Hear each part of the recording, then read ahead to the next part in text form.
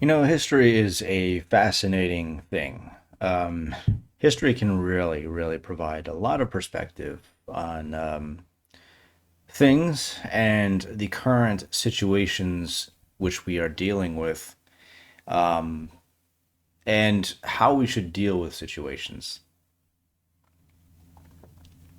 I think it really helps to provide a lot of perspective. Um, yeah, so I mentioned that because I want to talk a little bit about the news, what's going on with the Iranian situation. Again, my position is, I guess, pretty nuanced compared to most people's positions on the Iranian crisis. I think the involvement we have in Iran is unfortunately necessary. It kind of has to be at this point. I wish it didn't have to be, but I think it has to be at this point. I also don't believe, so one of the things I would like I was thinking about this today while I was at work when it comes to this. So I guess the thing is when there are when we talk about theories and why such and such is happening, why are they doing this, why are they doing that's when a lot of theories can come in, of why so and so is doing this. And right now there are basically, I would say, there are two main theories of the reason why the United States is involved in the Iranian crisis. The first theory is Trump is preventing Iran from getting nukes and whatever, and blah, blah, blah, blah. The second theory is that Trump is doing the bidding of Israel. Now, when it comes to that, okay, I was listening to Joe Rogan talk to a guest very recently about this whole situation, and it was kind of fascinating to listen to Rogan. I think the guy was fairly fair, even though I disagree with his conclusions in the end. But he was talking about how that he doesn't believe that Trump is doing this on behalf of Israel. He firmly believes that Trump is independent. He's doing this on his own accord. Now he takes a step further. He kind of seems to think that Trump is possibly most likely just kind of reacting and just off the cuff kind of reaction stuff like that. I'm going to argue that that's not what's going on. But that's basically what this guy said. His argument is that, well, you look at Trump with Elon Musk. Elon Musk was his biggest donor, and yet he didn't give Elon Musk what he wanted in the end, and Elon Musk got upset about that. Um, well, Rogan kind of chimes in and goes, he basically says, like, well, it could be, done for Israel or whatever. He kind of makes that assumption. And the other guy says, well, we don't really have much proof for that. There's really not a lot of evidence that that's actually what's happening. And Rogan's response is, yeah, well, probably not, because I mean they're not going to let like see the obvious proof. I'm just thinking, I was listening to that, and I was like, oh, come on, like, really, like, come on, that's incredibly unfair. Like, if you're trying to be like, look, you can talk about your theories. You can say, here's what I think. It's again, it's the Candace Owens thing. It's okay to say, I think Erica Kirk is involved in her husband's assassination. You could say that, and I would disagree with you strongly. Fine, go ahead and say it. But it's different when you say Erica Kirk absolutely was involved in her husband's assassination. And then at that point, it's like, okay, well then what's your evidence for that? Like, what that's a bold statement. How do you know that to be sure? See, the thing is, when we talk about these kind of subjects, there you have to think about, like, if I were to bring this into a court of law, my argument, my case, would it be accepted? Would the jury accept it and agree with it? Without a essentially what is a smoking gun, you can't really say for sure. You only got speculation. You've only got, yeah, and this is kind of what I think is probably what it was. And again, that's fine. I have my theories about many, many things, including even this topic. I have my theories. But look, the simple fact is, at least as far as I can tell, I might be missing something. But as far as I can tell, there is no evidence for the second theory, the theory that this is all for Israel and Israel's, what Fuentes is going on about Israel's desire to take over the world. Fuentes just he's so overrated. I just I don't think he's as smart as he portrays himself to be. But anyways, because I would just think that someone like him, he seemed like a guy who kind of knew what he's talking about for a while. But honestly, guys, like now that I think back, and I think back at his whole admiration for Stalin, right? Like, hey, I admire Stalin because he took his country and he this backwoods country and he modernized it so quickly. And I'm just thinking to myself, yeah, he did that through like killing a bunch of people, and honestly, it didn't even really work in the end. It's based off of a completely flawed set. So like, why? It's stupid. Like that's just a dumb take. I'm not gonna have any respect. That's not an accomplishment. That's not an accomplishment at all. It's just the, so just like really, really honestly, when you think it through, it's just really stupid takes, like just one right after the other. Um, so I don't think he's really all that smart. I really, really don't think he is. I think he's overrated. People listen to him because he's all a part of the outrage culture. That's really all it is. Anyways, with the Iranian crisis, the Iranian situation, uh, it goes so much. This is so much more than Iran, and I want to kind of go through some things where I was talking to my aunt about this yesterday. Um, this is more than just like again. There's no real evidence that we're doing the bidding of Israel. I don't think there's any evidence for that. Tucker Carlson can go kick rocks. Megyn Kelly can go kick rocks. I mean, honestly, guys, just like I said about the Candace Owens video, they're idiots. They're just genuinely idiots. Again, I don't say that as like to be mean, but it's stupid. These are dumb takes. There, I just would think that people with their reputation would have a little bit more due diligence. Like it's really all it is again, it's a theory. This All of this is based on a theory. It's based on this theory that Israel is the great culprit of the world right now. They're the ones who are really behind everything. They're the ones who are causing all of the stuff. They want to, I mean, I've heard, Tucker Carlson talking recently that, they want to usher in the third temple, and maybe they do. I don't know. But and I would, obviously not agree with that. But hey, it's Israel. They get to do whatever they want with their. They want to put another temple in there. Fine, go ahead. I don't care. But point is, um, that theory of why this is happening, I think, is just incredibly insufficient. I don't find any real evidence for that. I do find evidence for another theory, and it's not really what MAGA's peddling right now. It's the whole this is all about nukes. Iran can't have nukes and blah blah blah blah. I think that is real. I think that is true, absolutely. But I think it's bigger than that. Like all of this is bigger than Iran. It's all just much much bigger. And like I said in my last videos, this is about oil. That Joe Rogan's guest, and that he said he doesn't think this is about oil. I was like, I disagree with you. I think this has a lot to do with oil because oil is fundamental to the global economy. I mean, look what just happened with the weekend, escalation. The price of every oil barrels up $100. They're up to $100. So I noticed that at the pump today. I absolutely did. I just refilled my truck and I'm back up to it costing me upwards of $35 to fill my truck up fully.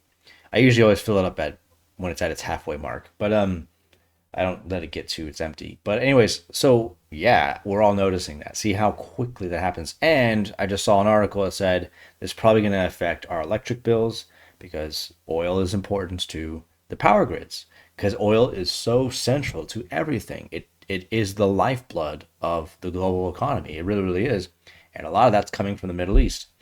So lots of talks about Iran making deals with China, and we just heard about getting Maduro out. And again, Joe Rogan and his guests were talking about that. They don't understand why that was. And I'm like sitting there, I was like, okay, man, you guys have got to see. This is why I was talking about history when I started this video.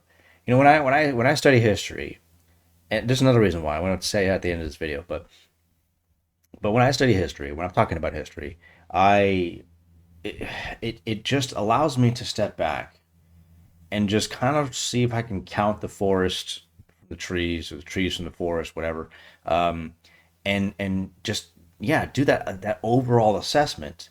And I try to do the same thing here. I'm trying not to make the mistake of being the person who's in history, reacting to things in the moment, but trying to see history unfold and step back as it's unfolding. See, like we look at World War II, we look at all the events of the past. We're looking at 2020. We have all the information we could possibly want. The history is settled. And here it's not. So it's a little bit more difficult. There's that tendency to just react to things as they're happening. I'm trying not to do that. I'm trying to be very level-headed, trying to be just, okay, let's figure this out, kind of thing like that.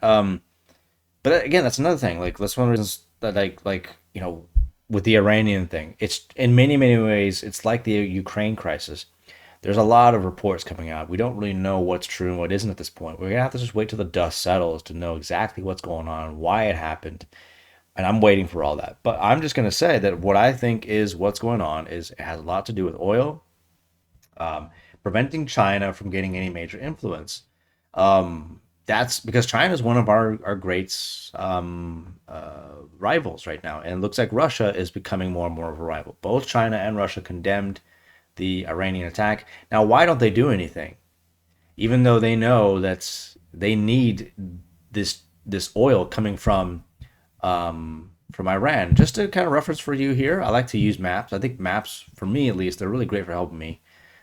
Just what we were talking about here. So here we have, this is Iran right here. This big old sucker right here is Iran, and most of the oil is coming out from like about this area, and it kind of sails out. And this is the Hormuz Strait right here. This is much of where the conflict is right now.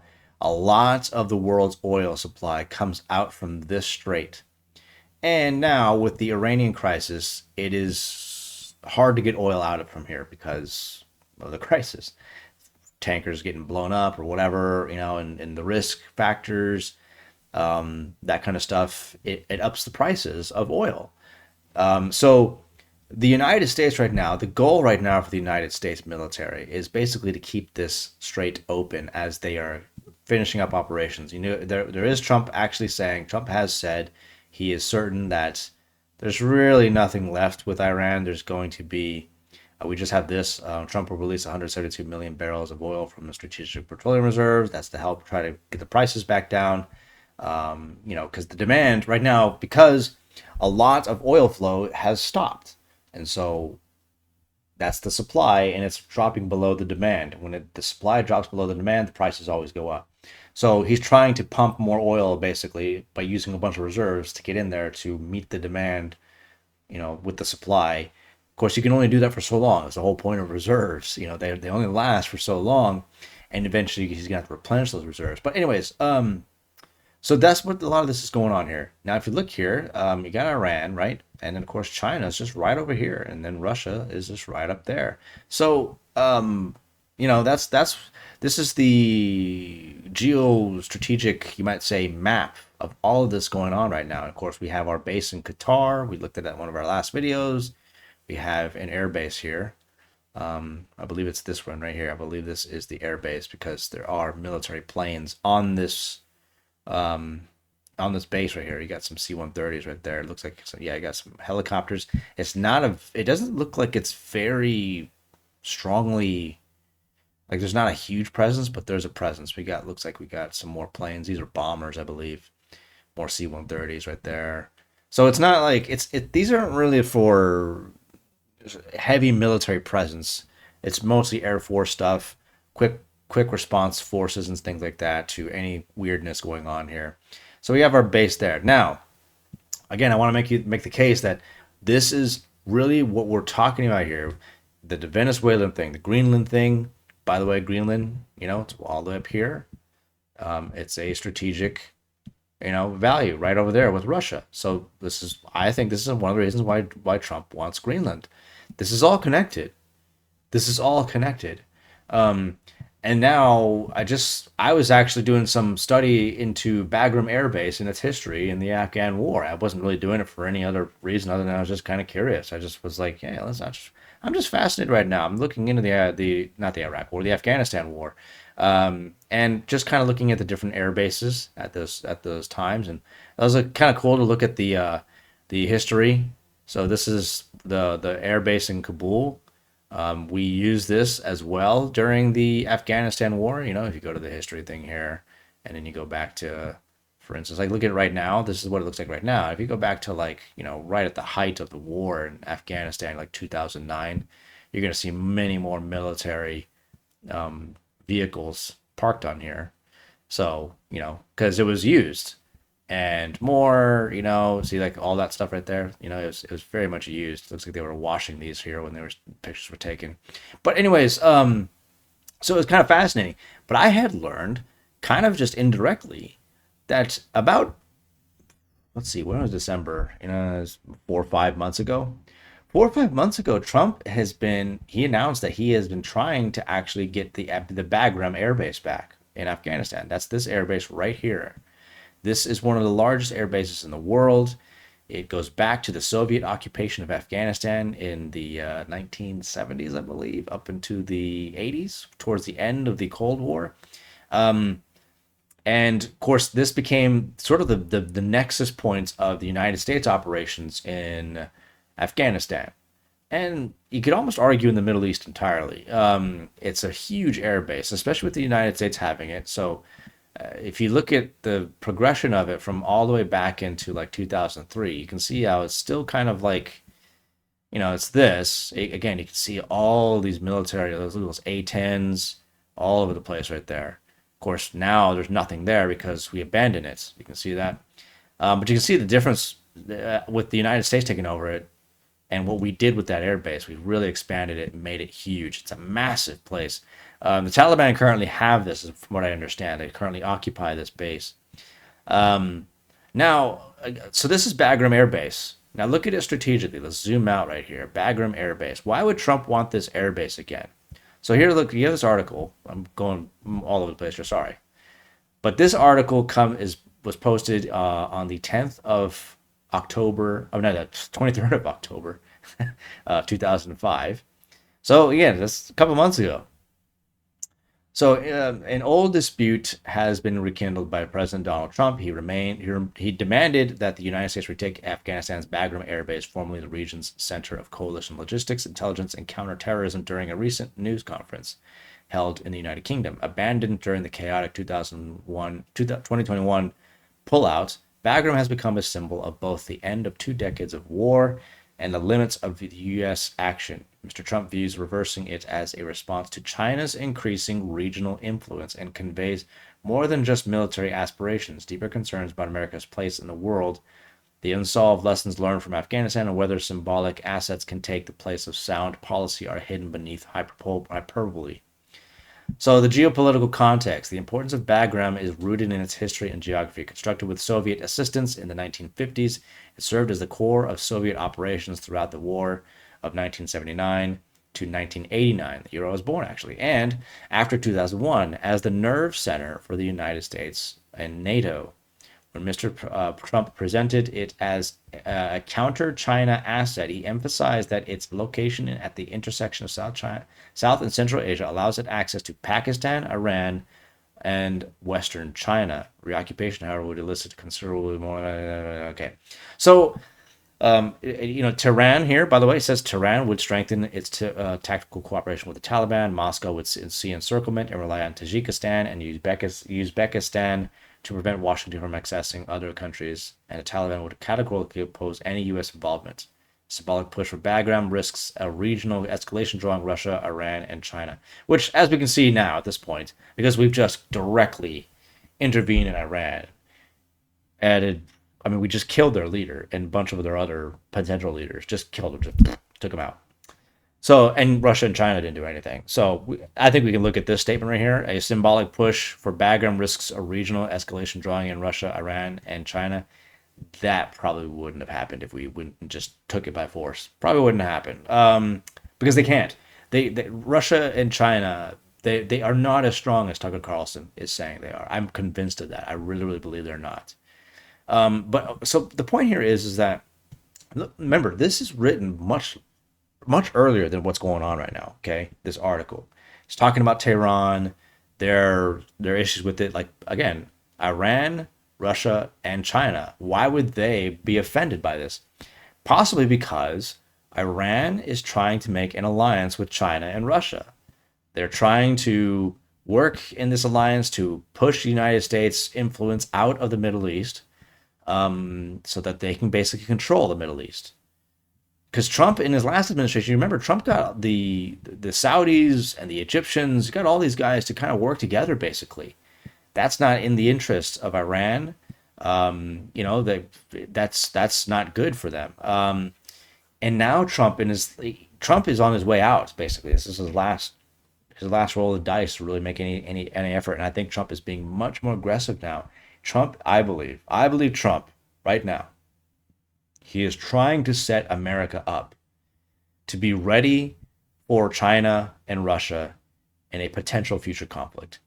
And he's doing that in a way, you might say, to stop the conflict, to prevent it before it could even happen. If the United States is pushed out of the Middle East right now, China and Russia will grow exponentially. Um, Everything that Trump is doing right now. So the thing here is, guys, here's my proposal. And again, you may disagree with him. Like I don't mind if you disagree.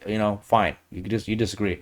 But I just wish we would start arguing about the actual issue, the real deal going on right now. What's actually the actual deal is, okay? The real deal is not about Iran. It is in a sense, but it's not really about just regime change. It is about isolating China. I mean, Russia, maybe, but it's mainly about isolating China. And I think the reason why is because not so much Russia, because Russia relies on China in many, many ways, I think at least, in my opinion. And if we can isolate China, Russia can't, at least, again, as far as I can tell, can't really rely on China much anymore. Everything that Trump is doing, it's all about isolating China. One of the reasons why Trump wants this airbase back. Again, look at it right here. Again, let's go to Bagram. Let's see, load up here. Kabul, Bagram supposed to be somewhere right up here. Yeah, there it is. Bagram Air Base. There it is. Again, we zoom out. Look at its location here in Afghanistan. It's not very far from the borders of China. According to the Trump administration, this air base would allow Trump, the United States, to launch air raids on China's nuclear warhead facilities and stuff. It'd give him like an hour flight to those facilities. Now, is that to start war with China? No, actually, I think it's meant to actually prevent war. It's actually meant to get China to go, oh crap, the United States are back right here in Bagram, and we can't do anything funny because they'll just blow up our nuclear facilities, and then they'll really get us. Basically, because the nuclear weapons are your last minute option to prevent war. If we can take out your nuclear capabilities, you ain't really got much to stand on. Now we can just pretty much invade, and you couldn't do anything about it. Well, you could, right? You could fight, but you're probably going to lose. So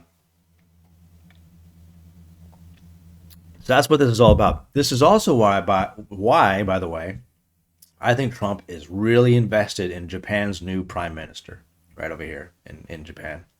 I think it's one of the reasons why he's very much interested in it because, of course, Japan would be a very powerful strategic ally against China because they're right there, sharing the Yellow Sea, as it were, with China.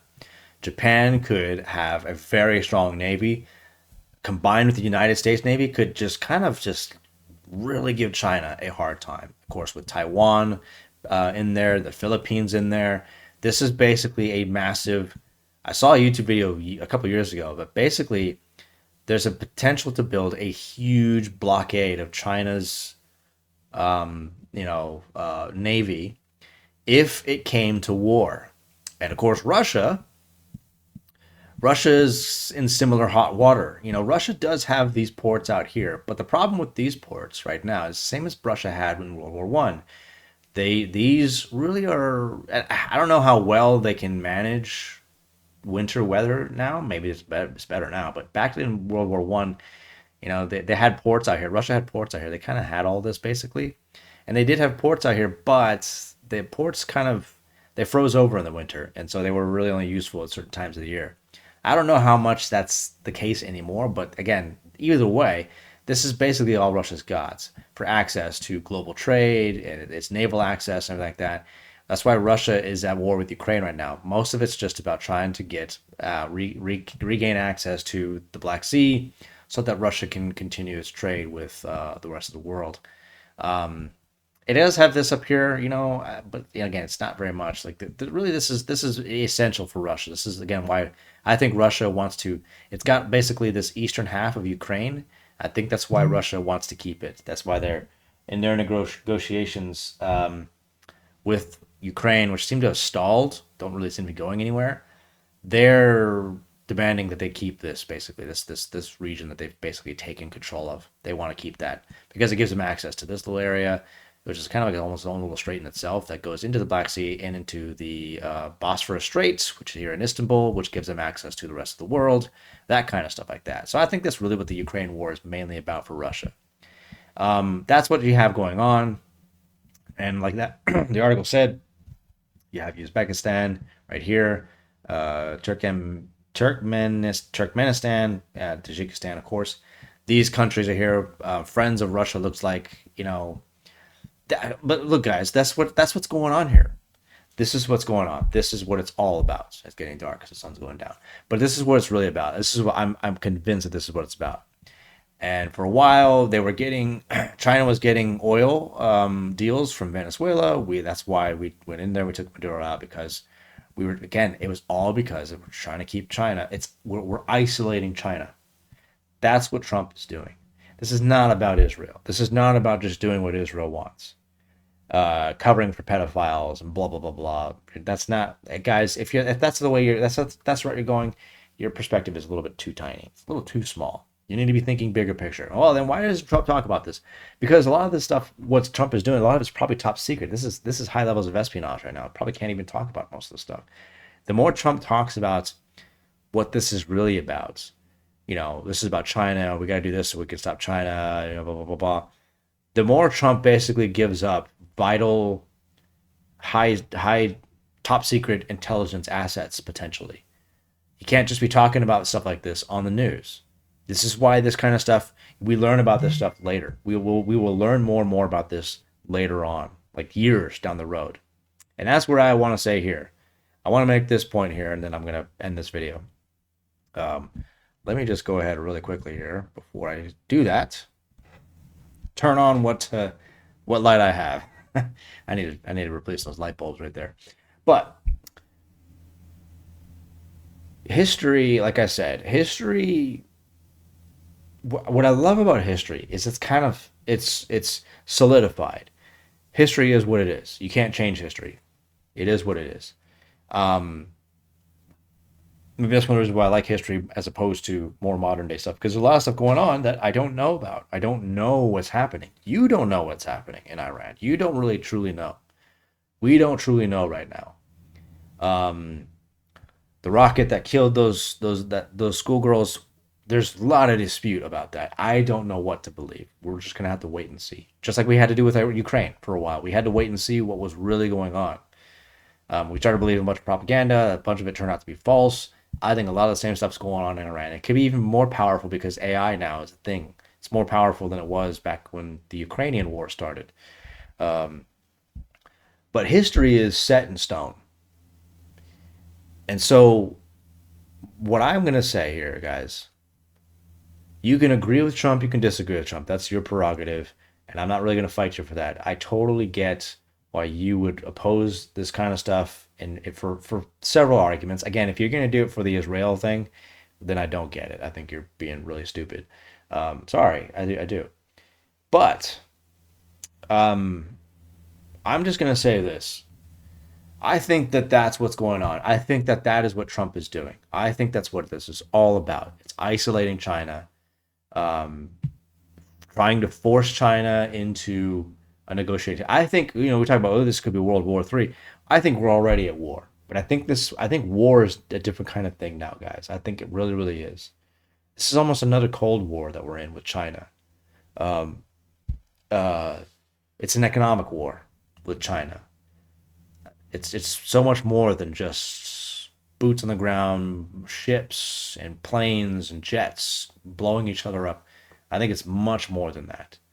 Um, and ultimately, whether you agree with Trump, whether you disagree with Trump, I think history will show for sure.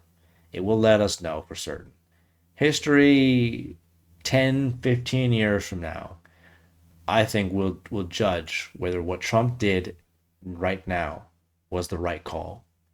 We're going to see in maybe 10, 15 years. We're just going to have to wait. Right now, we're all doing, it's all bad. We're all going to die. This is terrible, blah, blah, blah, blah.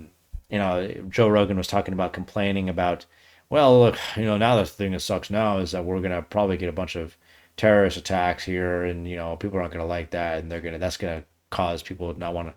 I listen. I'm just thinking to myself, if that's why people are not going to support further intervention in the Middle East, well, then we are a bunch of weak cowards, just a bunch of losers, and probably deserve getting blown up. Because we're just sitting over here in the United States, and all we want is our comfort. We just want to be comfortable. I just want life to be easy. And when it's not easy, I'm going to support things that are going to make it, like hardships are part of life, guys. Trump has said this. He said, look, the future is going to be a little rough for a while, but he's promised us that it's going to get better. He got a plan for this. I believe him. I believe him. I really do. I believe him. You can call me a Trump cheerleader all you want. Sure, go ahead, whatever. I don't care. Um, but you know, history will let us know in maybe a decade or so whether this was the right call. We'll find out. But for now, I hope that this video is informative to you. I hope it provides perspective. I will talk to you all later. Bye bye.